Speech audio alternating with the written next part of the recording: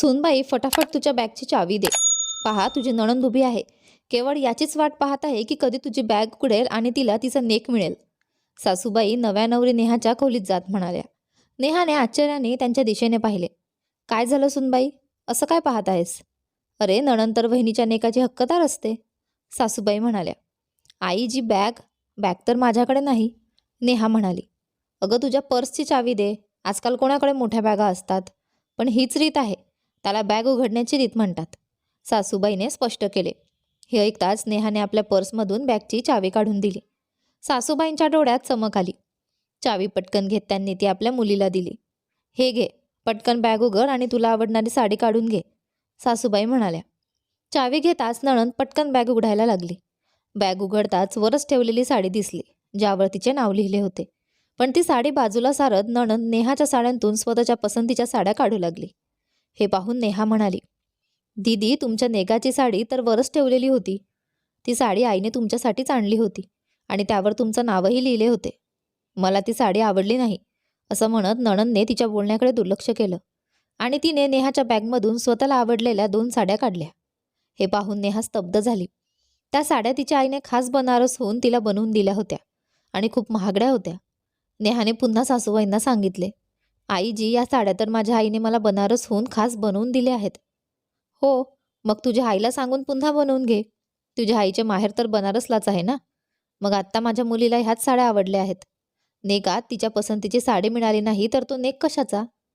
नणंदा नेहमी माहेरीतून आनंदाने जायला पाहिजे, तेव्हाच घरात बरकत राहते, असं म्हणत सासूबाई मुलीला घेऊन खोलीतून निघून गेल्या आणि त्या दोन्ही साड्याही घेऊन गेल्या.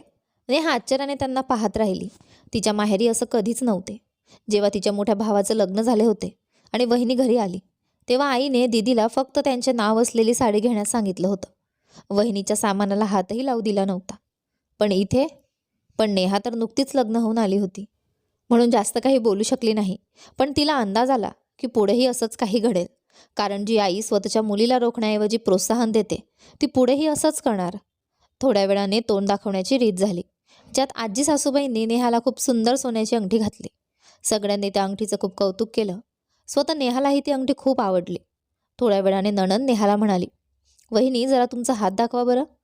नेहाने तिचे बोलणे ऐकले आणि आपला हात तिच्या दिशेने केला. नणंदाने ती सोन्याची अंगठी काढली आणि स्वतःच्या बोटात घातली. ही तर माझ्या हातात जास्त सुंदर दिसते, असं नणंद म्हणाली.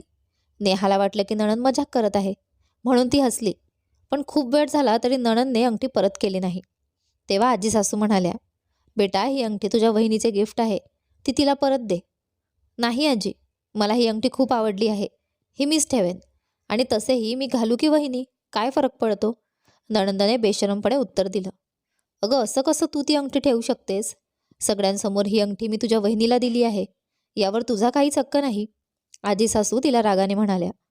अगं आई, तुम्हीही ना छोट्या छोट्या गोष्टींवर बसलात. वहिनीच्या प्रत्येक गोष्टीवर नणंदेचा हक्क असतोच ना. आणि नणंद जर अंगठी घालत असेल तर काय हरकत आहे? तुमचं गिफ्ट घरातच आहे ना, सासूबाई मोठ्या बेशरमपणे म्हणाल्या. तू काय बोलते आहेस? स्वतःच्या मुलीच्या चुकीला प्रोत्साहन देते आहेस? हा शगुन सूनसाठी होता, तुझ्या मुलीसाठी नाही. तिच्या लग्नात तर आम्ही तिला शगुन दिले होतेच ना. निदान सूनसाठी आणलेला शगुन तरी तिच्याकडे राहू दे. आपण तो तिच्यासाठीच आणलाय, आजी सासू समजावत म्हणाल्या. पण त्यांची मुलगी ऐकायला तयारच नव्हती आणि तिने ऐकलेही नाही. शेवटी खूप वेळ झालेल्या वादानंतर आजी सासू आपल्या मुलगा व सुनेसह नाराज होऊन निघून गेल्या. सासऱ्यांनीही समजावण्याचा प्रयत्न केला, पण सासूबाई काही ऐकायला तयार नव्हत्या. आज या गोष्टीला 3 वर्ष होऊन गेली आहेत. अजूनही ती अंगठी नेहाला परत दिली गेली नाही. नणंद ती अंगठी घेऊनच आपल्या सासरी निघून गेली. आजही सासूबाईंच्या माहेरचे कुटुंब या गोष्टीवर नाराज आहे. त्यामुळे नात्यांमध्ये आधीसारखी गोडी राहिलेली नाही. पण सासूबाई याचा दोष नेहालाच देतात की तिच्या येण्यानेच नाती खराब झाली. आणि इकडे नेहाही आता तिला चोख उत्तर देते. आपल्या माहेरून आणलेल्या गोष्टी ती नणंदेसमोर तर दूरच, पण सासूबाईंसमोरही कधीच आणत नाही. सासूबाई मात्र सगळ्यांना सांगत फिरतात की सून खूप तीव्र स्वभावाची आहे, माझ्या मुलीपासून स्वतःच्या वस्तू लपवते. पण जे खरं जाणतात ते त्यांच्या तोंडावर काही बोलत नाहीत, पण त्यांच्या मागे त्यांची मजा घेतात. नेहा जे करते ते योग्य करते का?